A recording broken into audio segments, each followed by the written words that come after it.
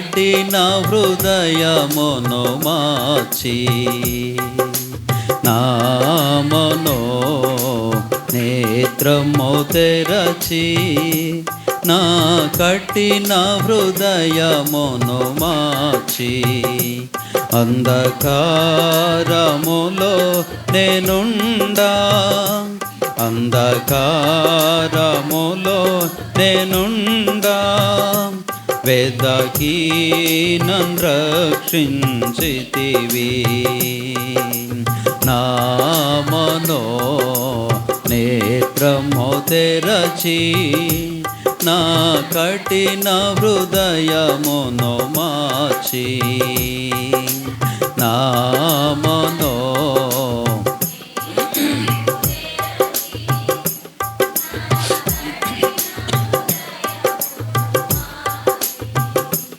నే పాపభారము తోడా చింతించి వగయుచునుంటి నే పాపభారము తోడా చింతించి వగయుచునుంటి కల్వరి సిలువలో నా శ్రమలను కల్వరి సిలువలో నా శ్రమలను నన్ను విడిపించితివి నా మనో నేత్రము తెరచి నా కఠిన హృదయమును మార్చి నా మనో నేత్రము తెరచి నా కఠిన హృదయమును మార్చి. మంచిది ప్రియులారా, నేను ప్రార్థన చేసుకుందామా? వాసు కొట్టేసారి ఈ సమయంలో మన ప్రియులు. మంచిది ప్రియులారా, యాకోబు పత్రిక అండి. యాకోబు పత్రిక నిజంగా ప్రభువుని ఆరాధించడానికి ఒక మాట జ్ఞాపకం చేసుకుందాం. యాకోబు పత్రిక 1వ అధ్యాయము 19వ వచనం కానీ చదువుకుందాం.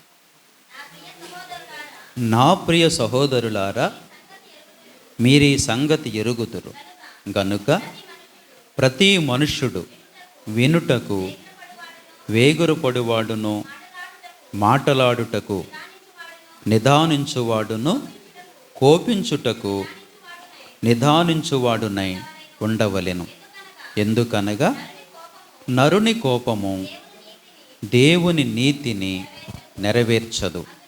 అందుచేత సమస్త కల్మషమును విర్రవీగుచున్న దుష్టత్వమును మాని లోపల నాటబడి మీ ఆత్మలను రక్షించుటకు శక్తిగల వాక్యమును సాత్వికముతో అంగీకరించుడి. చూసారా, 21లో చెప్తున్నాడు.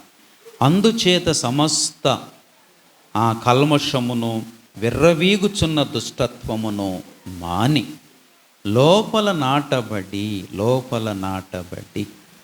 మీ ఆత్మలను రక్షించుకొనుటకు శక్తిగల వాక్యమును సాత్వికముతో అంగీకరించుడి. మాట అర్థమైందండి? లోపల నాటబడి అంటే లోపల నాటబడి అంటే అర్థము బయట నాటబడే కూడా ఉంటాయని అర్థం. అదే అంటే లోపల బయట కదా. ఇంతకీ ఎవరు రక్షింపబడతారు? అక్కడ చెప్పాడు కదా, అందుచేత సమస్త కల్మషమును విర్రవీగుచున్న దుష్టత్వమును మాని లోపల నాటబడి. ఇంతకీ లోపల నాటబడిన వాళ్ళు అంటే అర్థం ఏంటి? సరే, ఒకదానికొకటి లింక్.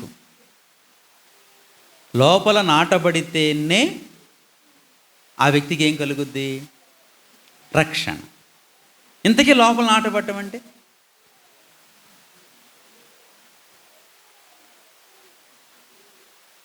లోపల నాటబట్టం అంటే మారు మనసు పొందటమా, రక్షణ పొందటమా, మరేంటి? ప్రతి నెల భోజనాలు పెట్టుకోవటమా, మరేంటి? అర్థమవుతుంది కదా వాక్యం కదా. లోపల నాటబడినోడేమో రక్షింపబడతాడు. ఇంతకీ లోపల నాటబట్టం అక్కడే చెప్పాడు. లోపల నాటబట్టం అంటే 21లో, అందుచేత సమస్త కల్మషమును, సమస్త కల్మషము.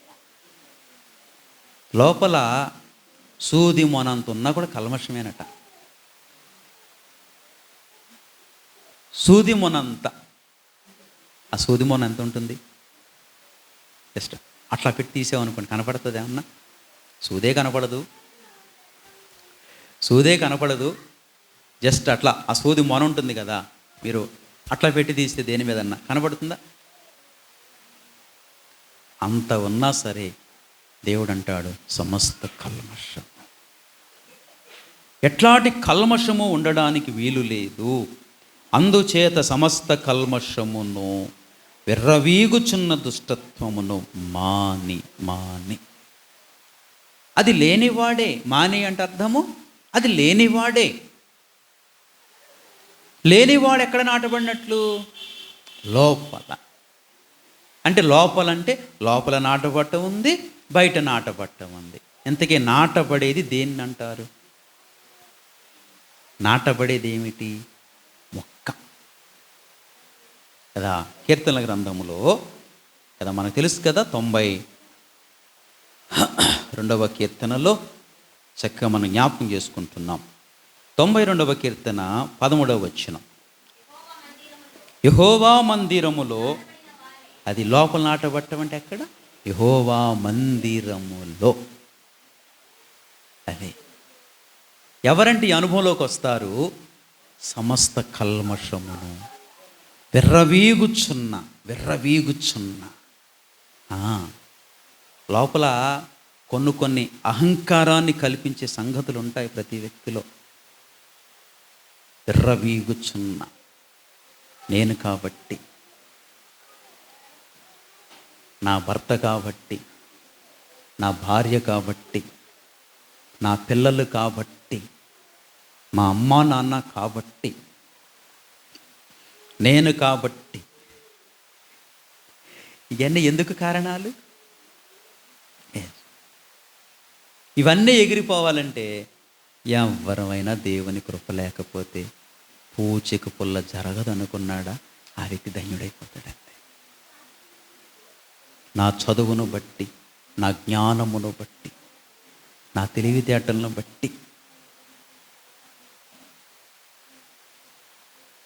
నా చదువును బట్టి, నా జ్ఞానమును బట్టి, నా అర్హతను బట్టి, ఇవన్నీ ఏంటంటే విర్రవీగుచున్న స్థితులు.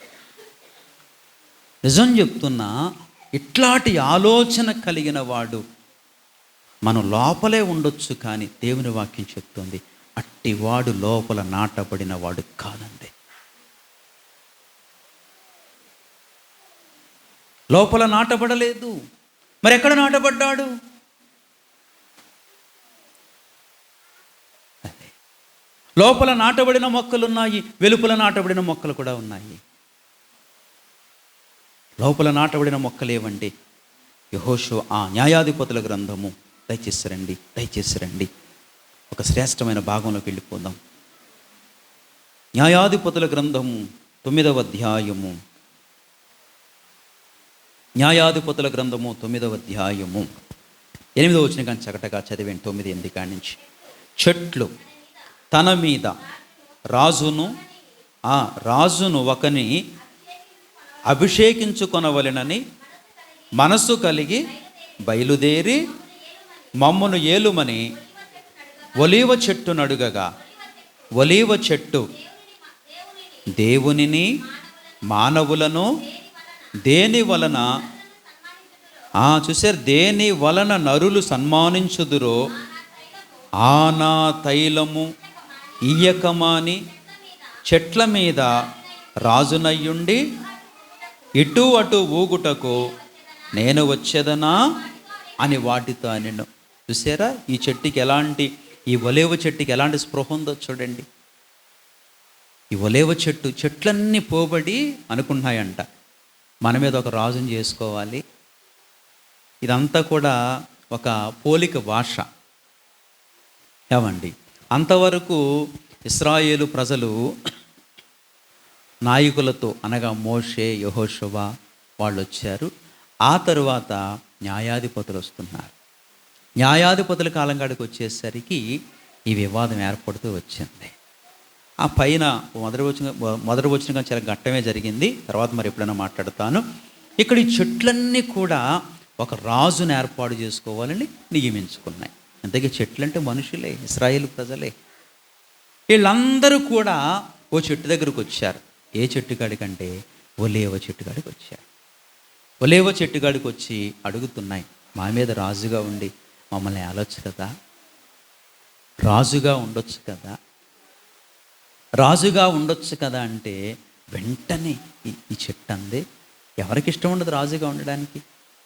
ఇప్పుడు ఎవరన్నా వచ్చి, ఇప్పుడు బుజ్జి గారు, ఈశ్వరు, గౌరపేట వాళ్ళు, లేదా ఇక్కడున్న మనల్ని కట్టయంకన్ గారిని, ఆ ప్రెసిడెంట్ గారు వచ్చి ఇక నేను దిగిపోతాను, నువ్వే ప్రెసిడెంట్గా ఉండు అంటే చిచ్చి బాబు, చిచ్చి వద్దు నేను అంటారా? ఎవరన్నా? ఇగో ప్రెసిడెంట్ గారు నిజం చెప్పండి, అవద్దు నిజం చెప్పండి అని ఉండమంటారా? మీరు ఏడకొని వాడకండే అంటాం. అది అలాంటిది ఈ ఒలివ చెట్టు అంటుంది, నేను రాజుగా ఉండి ఇట్టు అట్టు, రాజు ఊగుతూ ఉంటాడు, అది రాజు ఊగుతూ ఉంటాడు. అది ఏమి ఇయ్యకమాని నా తైలమును. అది ఎవరెవరికి మేలట? ఒకటి దేవునికి, రెండు మనుష్యులకు. ఎలాంటి తైలం కలిగి ఉందో చూడండి. ఈ నా తైలముని ఇయ్యక మాని చెట్ల మీద రాజునై ఇట్టు అట్టు. ఎంత గ్రహింపండి. ఇది ఎక్కడ నాటబడిన చెట్టు? ఇది అది మంచి గ్రహింపులో ఉన్నారు. అది లోపల నాటబడిన వారై. అది అంటే ఎవరెవరికి ఉపయోగకరమైన వ్యక్తి? దేవునికి మనం ఎవరికి ఉపయోగం చెప్పాలి? ఇప్పుడు మనం అనుకుంటున్నాం ఒక్క దేవునికే తప్పని, మనుషులు ఎవరో ఉపయోగించుకోరు మనల్ని. మనుషులంటే మనం తెలియని వాళ్ళు కాదు, మనం తెలియని వాళ్ళు మనల్ని అంటారు, అబ్బబ్బబ్బబ్బబ్బా ఎంత గొప్పోడు అంటారు. వాళ్ళేంటి? మొట్టమొదట మన సాక్ష్యం ఎక్కడంటే మన ఇంట్లోనే. అది ఇంట్లో సాక్ష్యం పొందుకోవాలి. నా కొడుకు, నా కూతురు, లేక నా కాళ్ళు, నా మనం, ఇట్లా ఇంట్లో ఇట్లా మనుషులకు దేవుణ్ణి ఏం చేస్తుందంటే ఈ తైలము కదా, సన్మానించు. అందరూ చూసారు ఆ తైలములో ఏముందో? ఒకటి దేవుణ్ణి సన్మానిస్తుందంట, రెండు మనుషుల్ని. మనం దేవుణ్ణి సన్మానిస్తాం కానీ మనుషుల్ని ఏం చేస్తాం? మనం చాలా చిరాగ్గా చూస్తాం కదా. అలా నీ లెక్కేంటి అంటాం. అది వెళ్ళి చెప్పేవులే. వాళ్ళ మాటలు గౌరవించం, వాళ్ళ వ్యక్తిత్వాలు గౌరవించం. అంటే పిల్లరా, అట్లా ఎందుకు ప్రవర్తిస్తున్నామంటే ఈ విషయాలన్నీ తెలియక ఎంత లోతైన జ్ఞానాన్ని అభ్యసించక. ఎప్పుడైనా మనకు ఆ వచనాల్లో ఆ జ్ఞానం దొరికిందా? మరి చాలాసార్లు చదువుకెళ్ళాం. నేను ఒక చెట్టునని, నా దేవుణ్ణి సన్మానించాలని, సేమ్ టైం మనుషుల్ని సన్మానించాలని. మరి సన్మానించేవాడు హీనంగా ఎట్లా మాట్లాడతాడు చెప్పండి ఒకసారి. అది అంటే అట్లాంటి చెట్టు అది ఎక్కడ నాటబడిందంటే లోపల నాటబడింది. టైం లేదు కదా. తరువాత 10వ వచనం. అప్పుడు చెట్లు నీవు వచ్చి మమ్ము నేలుమని అంజూరపు చెట్టును అడుగగా, అంజూరపు చెట్టు చెట్ల మీద రాజునయ్యుండి ఇటు అటు ఊగుటకు నా మాధుర్యమును నా మంచి ఫలములను నేను ఇయ్యక మానుదునా. బొప్ప. అందుకే అంజూరు పళ్ళు అంటే చాలా ఇష్టం. ఇంట్లో చెట్టేసాను, ఎంతవరకు కాస్తో తెలియదు కానీ ఏమండి, అంజూరపు పళ్ళు అన్నాడు నా మాధుర్యత. అంజూరు పళ్ళు ఏమిటట? అందుకే యేసయ్య ఇష్టపడ్డాడండి. యేసయ్య ఆకలి కొని ఏ పళ్ళు వెతికాడట? అంజూర పళ్ళు వెతికాడు. అది చాలా మాధుర్యంగా ఉంటాయి. అది అంజూర పళ్ళు మాధుర్యము, ఆరోగ్యము. ఆ అంజూర పళ్ళు గురించి చాలా మంచి టెస్టిమనీ ఉంది. సరే అంత టైం కాదు. అంజూర పళ్ళు ఎక్కువగా తీసుకుంటానికి ఇష్టపడుతుంటాను. సరే మీకు కూడా చెప్పినట్టున్నాను కదా వెంకటేశ్వర గారు, అంజూర పళ్ళు తెమ్మని. హైదరాబాద్లో బాగా దొరుకుతాయి అవి. ఏమండి, అక్కడ అంటుంది కదా, ఏమనంటే నా మంచి ఫలములను. ప్రతి చెట్లు ఏ ఫలములు ఉండాలి? ఒకటి మంచి ఫలము, 2 మాధుర్యము. మాని రాజున ఇటు అటు చూసారా? అంటే ఇది ఎక్కడ నాటబడిన చెట్టు అంటే తన ఫలాల్లో ఏముంటుందట? మాధుర్యత. తన మాటల్లో ఏముంటుందంటే మాధుర్యం. ఎప్పుడు మనల్నే కోరుకోవాలి. ఆక్కుంటే ఎంత బాగుంటుంది ఈ సమయంలో. ఆ అక్క మనతో ఉంటే ఎంత బాగుండు, ఆ చెల్లి మనతో ఉంటే ఎంత బాగుండు, ఆ తమ్ముడు మనతో ఉంటే ఎంత బాగుండు, ఆ అన్నయ్య మనతో ఉంటే ఎంత బాగుండు. అంటే ఏం కలిగి ఉంటాడని? మంచి ఫలము, మాధుర్యము. ఈ వ్యక్తి లోపల నాటబడిన వ్యక్తి. తర్వాత ఇక ఆమె ఒప్పుకోలా. తరువాత ఆ చెట్లు నీవు వచ్చి మమ్ము నేలుమని ద్రాక్షావల్లి నడుగగా, ద్రాక్షావల్లి దేవునిని మానవులను సంతోషపెట్టు నా ద్రాక్షారసమును నేనియ్యక మాని చెట్ల మీద రాజునయ్యుండి ఇటు అటు ఊగుటకు నేను వచ్చేదనా. సరే చూసారా? ద్రాక్షారసములో ఏముందట? సంతోషము. అది సంతోషము, ప్రేమ, ఆయన రక్తమునకు సాదృశ్యము. అది ద్రాక్షావల్లి ఏ గ్రహింపులో ఉందో చూడండి. యేసుప్రభు అన్నారు, నేను నిజమైన మనము తీగలము, నేను ద్రాక్షావల్లిని, మీరు తీగలు. అది ఇంతకీ కాయలు ద్రాక్షావల్లి కాస్తా తీగలు కాస్తాయా? అది తీగలు కాస్తాయి కాయలు. అది వల్లి అంటే కాండం అట్లా పెరిగిపోతూ ఉంటుంది. అందులో తీగలు ఎన్ని తీగలు వచ్చేస్తాయో, 100ల కొలది 1000 కొలది తీగలు వస్తాయి. తీగలు కాయలు తీగలు ఫలాలు ఫలించాలి. అది ఆ తీగల్లోనే ఏముంటుంది? ద్రాక్షకాయ, అందులోనే ద్రాక్షారసం. అది దేవునికి మనుషులకి ఏంటంట? చూడండి, ప్రతి చెట్టు ఏం జ్ఞాపకం చేస్తుందో చూడండి. అది ఏది కూడా వన్ సైడ్ లేదు. ఉంటే దేవుని సైడు, లేదంటే మనుషుల సైడు లేదు. అది ఎంత బ్యాలెన్స్ చేసుకుంటూ వెళ్తుందో చూడండి. ఈ బ్యాలెన్స్ అవసరం. అది అయితే దేవునితో ఉంటాం, గదిలోంచి బయటికి రాం, మనుషులు ఎవరిని పట్టించుకోం కదా. ఇలాంటివి మనలో చాలా ఉంటాయి. మన ప్రార్థన మనమే, ఇక మన జీవితం మనమే. తలుపేసుకుంటాం, దేవునితోనే చదివేసుకుంటాం, పాడేసుకుంటాం, ఇక ప్రార్థన చేసేసుకుంటాం. మనుషులతోటి ప్రేమగల తండ్రి ప్రభువా, ఓ ప్రభువా అని దేవుని దగ్గర పాడుకుంటూ రకరకాలుగా ఉంటాం. మనుషులు ఇక్కడికి వచ్చి తాగిన కోతులేక, పిచ్చి కోతులేక. కానీ ఈ చెట్లు లోపల నాటబడిన, ఒకటి మనుషులను, 2 దేవుని ద సేమ్ టైం. ఇవిగంది లోపల నాటబడినవే. ద్రాక్ష అంజూరపు చెట్టు ఒప్పుకోలా, ఒలేవ చెట్టు ఒప్పుకోలా, ద్రాక్ష చెట్టు ఒప్పుకోలా.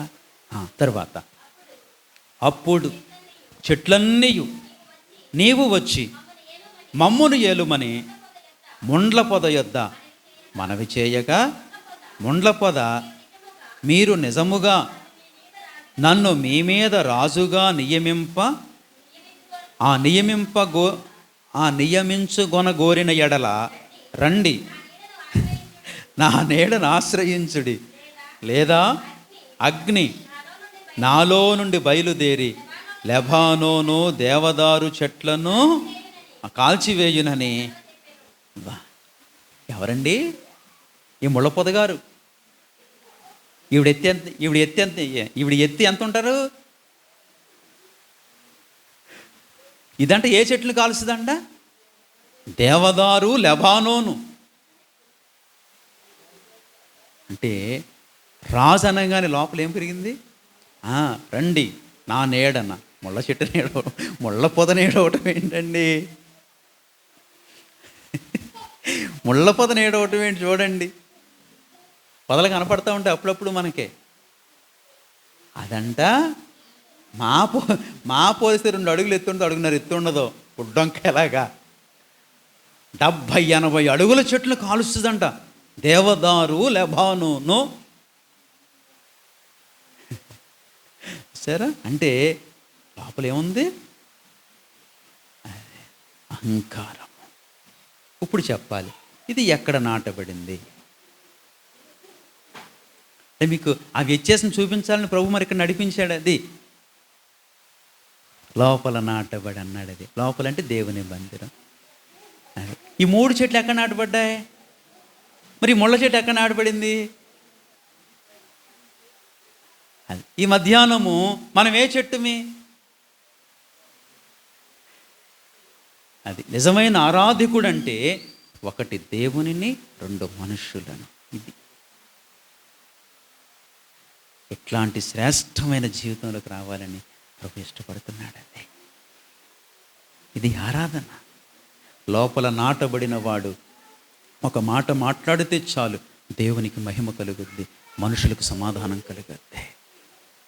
అందుకే ఒలేవ చెట్లు కానీ, అంజూర చెట్లు కానీ, ద్రాక్ష చెట్లు కానీ ఎక్కడ తన ప్రధానత్వాన్ని ఎక్కడ పోగొట్టుకెళ్ళచ్చు చూడండి. ఇలాగ మనం ఉంటే ప్రియులారా, నిజంగా అక్కడ ఏ స్థాయిలో ఉంటాం చెప్పండి ఒకసారి. నిజమైన ఆరాధికులుగా మనం మారగలుగుతాం. ఏమండి, ఒకటి తర్వాత వివరణ ఇస్తాను. రండి, యాకోబు పత్రికలోకి వచ్చేయండి. ఏమండి 21లో అట్లా చెప్పుతూ లోపల నాటబడిన వాడు ఏం చేస్తాడట? చూసారు అక్కడ అన్నాడు కదా, లోపల నాటబడి మీ ఆత్మలను రక్షించుటకు. లోపల నాటబడిన వాడు ఏమవుతాడు? రక్షింపబడగలుగుతాడంతే. నిజంగా లోపల నాటబడిన వాడు ఆత్మ రక్షణలోకి వెళ్ళిపోతుందంతే, అనుమానం లేదంతే. అది లోపల నాటబడకపోతేనే తంట. అది కనుక లోపల నాటబడిన వాడు ఏమవుతాడు? తన ఆత్మను రక్షించుకుంటాడు అని చెప్తూ ఆ శక్తి గల వాక్యమును సాత్వికముతో, చూసారా, అంగీకరించడం అర్థం ఏమిటి? విన్నదాన్ని ఆచరణలోకి తేవటమే, అది అంగీకరించటం. శక్తిగల లేఖనాలను అంగీకరించడని చెప్పి, సాత్వికంతో అంగీకరించడని చెప్పి, మీరు చూసారు అక్కడ అంటున్నాడు, మీరు వినువారు మాత్రమయ్యుండి మిమ్మును మీరు మోసపుచ్చుకొనకుండా వాక్య ప్రకారము ప్రవర్తించువారునయుండుడి. ఎవడైనను వాక్యమును వినువాడయ్యుండి దాని ప్రకారము ప్రవర్తింపని వాడైతే వాడు అద్దములో తన సహజ ముఖమును చూచుకొని మనుషుని పోలి ఉన్నాడు. చూసారా, అద్దములో ఏ ముఖాన్ని చూసుకున్నావు? ఏమి నెరవేర్చిన వాడు? ఎంత గొప్ప శక్తి కలిగిన, అభిషేకం కలిగిన వాక్యం విని వాడు దీన్ని నెరవేర్చలేదనుకోండి, ఏ ముఖం చూసుకున్నట్లంట? సహజ ముఖం. అంటే సహజ ముఖం ఉంది, ప్రత్యేకమైన ముఖం ఉంది. అది సహజ ముఖం ఉంది, అలంకరింపబడిన ముఖం ఉంది. ఇప్పుడు సహజ ముఖం అంటే అది మీకు ఎప్పుడు కనపడుద్ది అంటే అది పడుకుని లేవంగానే ఇక మేకప్ ఉండదో, పౌడర్ ఉండదో, జడ ఉండదో, ఏముండదో. లేవంగానే చూసుకోండి, బాబోయ్ ఎలా ఉందని మీకే భయం వేస్తుంది, మనకే భయం వేస్తుంది. ఇక తల షేపులు ఉండవు, ఆ వంకీలు ఉండవు. చాలామంది దూకుని ఇలా ఇలా ఇలా ఇలా ఇలా అనుకుని రకరకాలు అర్థాల కాడ ఇక ఆ ముఖం ఉండదు. ఏ ముఖం కనపడుద్ది? సహజ ముఖం. చూడంగానే మనకే బాబు ఎలా ఉందనేంటి. ఎంత వాక్యం విని కూడా దీన్ని నెరవేర్చిన స్థితిలోకి లేకపోతే అదే ముఖం అట? సహజ ముఖము, సిద్ధపరచబడిన ముఖము కాదా. సహజ ముఖంలో ఏం ప్రత్యేకత ఉంటుంది? అది మనకే చిరాకు వస్తుంది. నేనేంటి ఇలా ఉన్నాను? అదే సహజంగా ఉండకూడదు. నువ్వు పరిశుద్ధుడివి, లోపల నాటబడిన వాడివి. ఎట్లా ఉండాలంటే ప్రత్యేకంగా ఉండాలి. అందుకే ఎస్తేరుని సహజంగా కనబడకుండా ఉండాలని ఎంతకాలం సిద్ధపరిచారు? సంవత్సరం. 6 మాసములేమో. ఒకసారి చూస్తారా? రూతు గ్రంథము, ఎస్తేరు ఒకసారి చూడండి. ఎస్తేరులో ఎలాంటి శ్రేష్టమైనది కనబడుతుందంటే, ఏవండి 5వ అధ్యాయము చూడండి. 5వ అధ్యాయమేగా. 6 మాసములు ఒకటి, 6 మాసములు ఒకటి ఎంతరా? ఎస్ చూడండి. ఎస్తేరు గ్రంథము 2వ అధ్యాయము 12వ వచనం.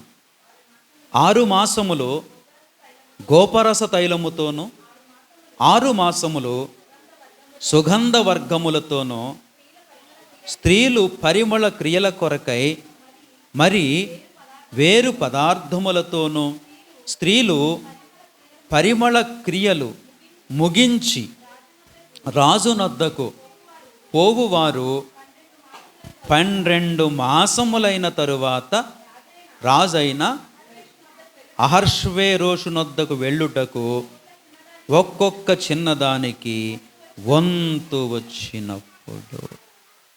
ఎన్ని మాసాలు? 6 మాసాలు ఒకటి, 6 మాసాలు ఒకటి, 12 మాసములు.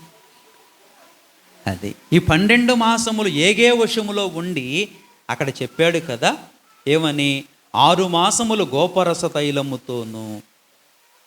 6 మాసాలు గోపరస తైలం. మరి గోపరసం ఏంటో ధ్యానించాలి. ఇది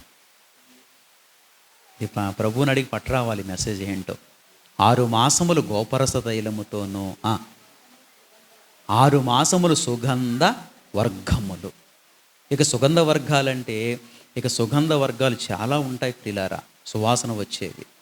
ఒక్కొక్క రోజు ఒక్కొక్కటి. అంటే ఎట్లా అంటే మీకు తెలియడానికి, రోజు నీళ్ళతో చేస్తారు, ఐడియా ఉందా? రోజు నీళ్ళు అంటే రోజు వాటర్. మనమేమి ఇంత వాటర్ కొరకు మాకు అనుకో తెగరా. అప్పుడు అలా కాదు, స్నానానికే రోజు వాటర్. అది ఇట్లా సుగంధ వర్గాలు. సంవత్సరం అంటే 12 మాసములు. 12 అనే మాట దేనికి? అపోస్తలులు ప్రవక్తల బోధ మీద ఉండి ఎక్కడికి వెళ్ళాలంటే ఆ రాజు దగ్గరికి వెళ్ళాలి. అప్పుడు ఆయన ఏం చేస్తాడు? ఇష్టపడతాడు. ఎట్లా సిద్ధపడాలి? ఇలా సిద్ధపడితేనే కానీ మనం కాలేము. అది ఇక్కడికి ఎందుకు వచ్చాం? ఎస్తేరుది ఏ ముఖం? ఇప్పుడు సిద్ధపరచబడిన ముఖము. అది సహజ ముఖం కాదు. 12 మాసములు సుగంధ వర్గములతోనూ, 6 మాసములు గోపరస తైలముతోనూ సిద్ధపడి సిద్ధపడి సిద్ధపడి సిద్ధపడి అప్పుడు తేపడింది. ఇప్పుడు ఈ ముఖం ఎలా కనపడింది రాజుకి? ఇక నువ్వు తప్పరా ఇంకెవరు వద్దమ్మా అన్నాడు. వాళ్ళందరినీ పంపేయండి అన్నాడు. అది వాళ్ళందరినీ పంపేయండి, వాళ్ళు తక్కువ వాళ్ళేం కాదు. అయితే ఈమె ఎందుకు సెలెక్ట్ అయిందంటే ఏగే చెప్పినట్లు తప్ప అంతకు మించి ఒక్క ఆవరణ కూడా ధరించలేదు. ఏగే చెప్తున్నాడు, రాజా నువ్వు నియమించావు ఈ వాచి, సెల్ ఫోను, పాటల బుక్కు, మాస్కు, తాళం నా దగ్గర ఏమనరా, నువ్వు రాజుగా నువ్వు ఇవి చెప్పావు, ఏళ్ళో ఇంకా కోరారు నాయన. అవునా? ఆమె ఏం కోరింది? ఇవి గాక మరొక వడ్డాణం కోరిందా? వద్దు పంపే. మరి ఈమెం కోరింది? అరవంకి కోరింది నాయన, పంపే. మరి ఈమెమి కోరింది? 7 వారాల నగలు కోరింది నాయన, పంపే. మరి ఈమెమి కోరింది? కాళ్ళ పట్టాలు పంపే. ఎస్తేరు కడకు వచ్చింది, నాయనా అవే ధరించుకుంది, ఒక్కటి తీయలేదు, ఒక్కట పంపేలా. ఏమే కావాలి? వాళ్ళందరినీ పంపించే. ఏగే చెప్పినట్లుగా మనము కూడా పరిశుద్ధాత్మ వశములో ఉండే ఈ దినాన్ని మాట్లాడాడు ప్రభు. మీరు వినువారయుండి మిమ్మల్ని మీరు, అప్పుడు అదే ముఖం, అది సిద్ధపరచబడిన ముఖం. సహజ ముఖంలో ఏం ప్రత్యేకత ఉండదు పిల్లారా. ఆ పాసి ముఖం, ఆ మేకప్ అయిన, ఆ చింపిన జుట్టు, ఇదే. ఆ కళ్ళ కాటికుండదో, ఆ పాసి ఇలా కారిపోయి ఉంటాయి కొంతమంది, ఇలా సొలి కారిపోద్ది ఇలాగా. చూడగానే వాడికే భయం వేస్తా, అర్థం బాబోయ్ చెంగు తీసిలా తుడిసి తీసుకుని. సహజ ముఖం కాదు, సిద్ధపరచబడిన ముఖం. ఆరాధన. అందుకే లోపల నట్టబడిన వారై, ఓకేనా? అట్లాంటి ఆరాధికులుగా సిద్ధపడి మన ప్రభుని ఏం చేద్దాం? మోకరించండి, ప్రభుని ఆరాధన చేసుకుందాం. ఇలా చాలా క్లుప్త సందేశము, వాక్యాన్ని విని ఆమె దాని ప్రకారంగా ప్రభుని ఆరాధన చేసుకుందాం.